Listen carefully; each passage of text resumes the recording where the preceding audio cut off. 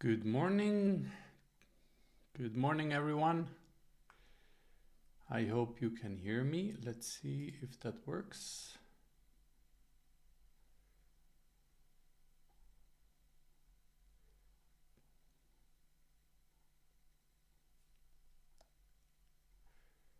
Okay, that looks fine for me. Let's check it here.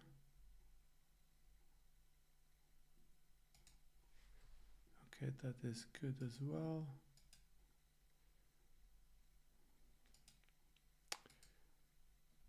Okay. So, just checking, double checking, triple checking.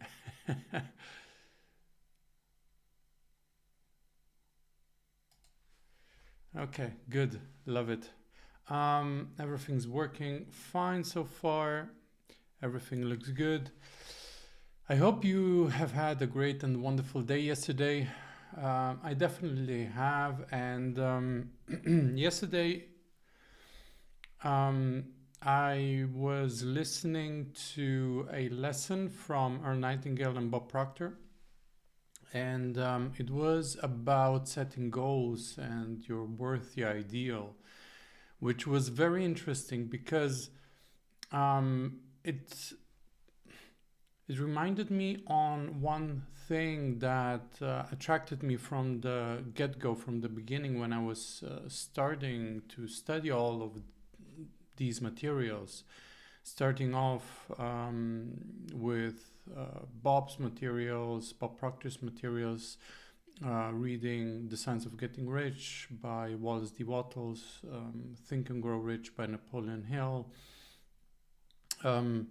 You Too Can Be Prosperous, and other books which are basically telling all the same thing but in a different way.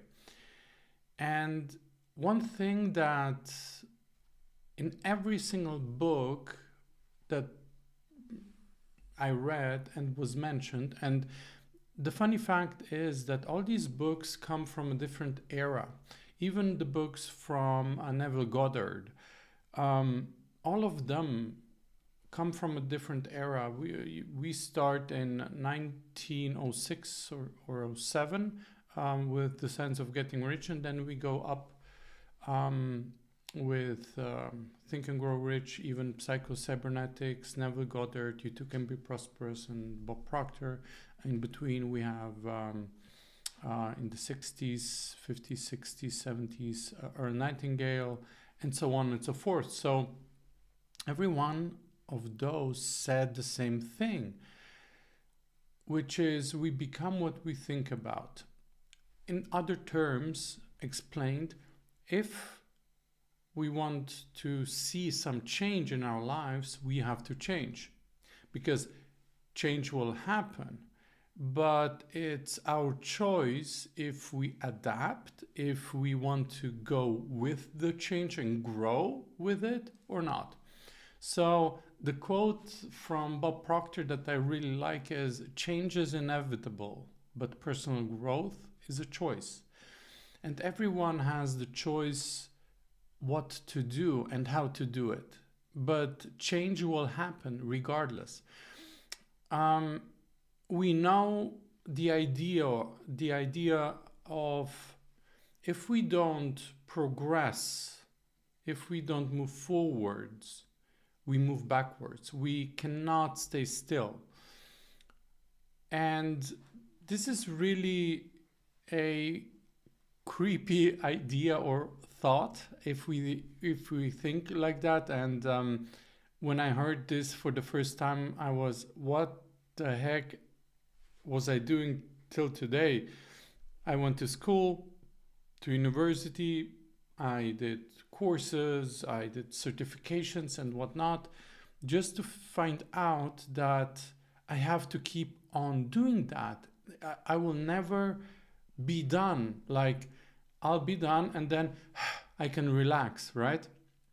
Because this was my belief. When you are done with school, with certifications for the job that you have or want to do, then you're done. And then you can really be a professional at what you do, be really good, but take a step backwards. You don't need to push so much or to learn or, to keep on doing stuff. And these were two worlds crushing one in another. One was you do something and then you finish and then you can enjoy it. And the other was you're never done. You have to keep on going if you want to have grow, and if you have to even retain what you've built. Even in order to retain what I've built, I would have to grow. And this thought was creepy for me at that time. And today it's quite obvious and the opposite. And I'm always looking, okay, what can I do in order for me to grow even more, even faster? Because it's not just to retain what I have or where I'm at, but I want to change. I want to see other things in my life. I want to achieve other stuff. I want to experience more of life, right? And in order to do that, I have to change. It's that simple. And the way we go about that is really to accept this idea first, because it's not always easy to be challenged by these things. And when we accept them, we can see, okay, I see, I have to do something. Okay, where do I start? What do I do first? And the easiest, simplest, and the most powerful thing to do is to build a habit that is going to support you throughout your life. Like you start and that's it. This is what you do. And what is that? For me, it's definitely a morning routine. It's not about building a habit of writing gratitude or writing your goal or your life script or your affirmations or visualizing or doing mirror work, whatever that is. It's not these tools that you have to build a habit, but to do it, like taking the time for doing something. Taking that time for doing something is the habit we have to build to creating that space. And what we fill that space with is up to every single person. Like everyone is different, everyone reacts on things differently, everyone needs different things. And this is where it becomes so interesting. We can have 100 people and every person does it differently, and every person does a different routine, a different work. So for me, it's about gratitude and affirmations. I do read books afterwards for a couple of minutes or listen to some lessons from Thinking into Results or The New Lead the Field or whatever that is. So I'm constantly doing something for myself. That's really work that I'm putting into myself, right? And what that is for you, you decide. However, the habit has to be to sit down and do something to create that space for doing these things, regardless of what that is.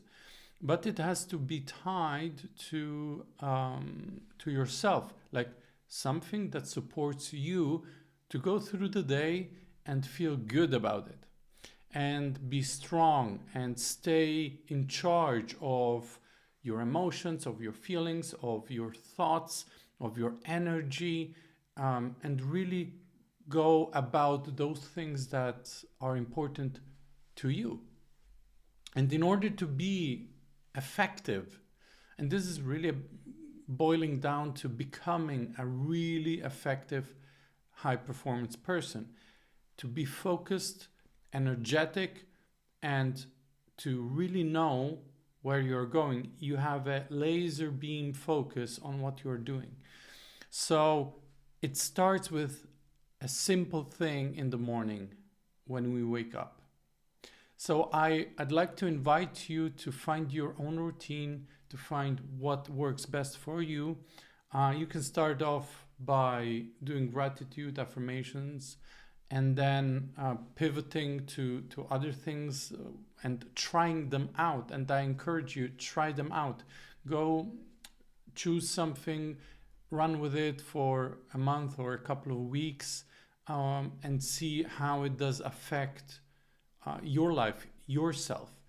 And if it is positive and you feel a boost of energy, positivity, momentum, then that's it.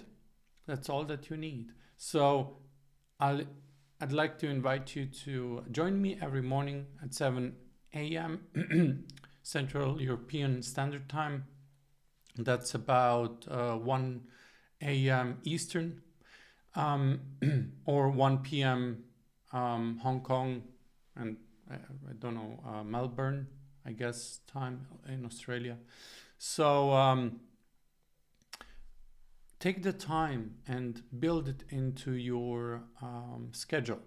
It will have a very, very deep impact and effect on your life. So without further ado, what we're going to do is I'm going to write my gratitude, do my affirmations, and I'll mute myself. And after I'm done, I'll come back and I will wrap up the call. So looking forward to hearing from you. Comment below if you have any questions. Let me know if you need any support, and I will come back to you. So talk to you a little bit later.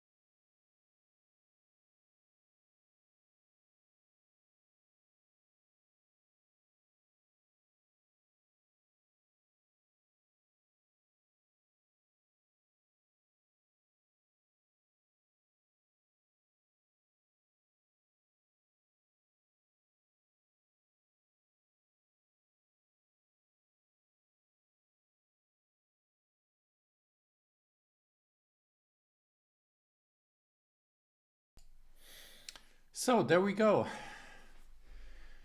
And we are done for today. That was fast, although me speaking a lot at the beginning takes the time. Takes the time, but that's why also 30 minutes. I'd like to share some perspectives and different ideas of why a morning routine, and also having an accountability call like this, where you log in, you join, and you do your work, is so important, because we have to build that habit. And the simplest and the easiest way of building such a habit is through accountability. And I'm here to really offer you that space so that you feel that accountability to be there and to deliver. Basically, do your own work for your own self, because that's so important. We have to incorporate accountability, especially when it comes to working on ourselves. Everything that's connected with doing something for ourselves, we need accountability. Why do I think that? And that's my personal opinion, because we don't have the habit to giving ourselves the space first. Like when somebody gives you a compliment, what do you say? What have you said the last time when you've received a compliment? You might have said thank you. You might have, oh, that's nothing, that's something like this, or you've said, yeah, it's fine, it's okay. Like, that's one piece where we can see when something good happens to us, we are not used to just accepting it, because it makes us feel different. Let's put it that way. We are not used to that feeling.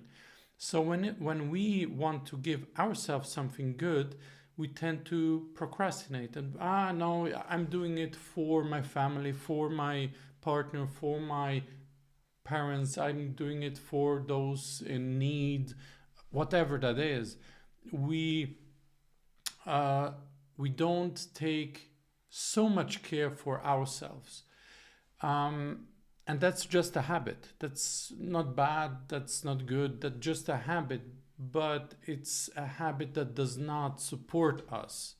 So becoming aware of that is crucial. And when we start doing something for ourselves exclusively, we tend to feel a resistance doing so.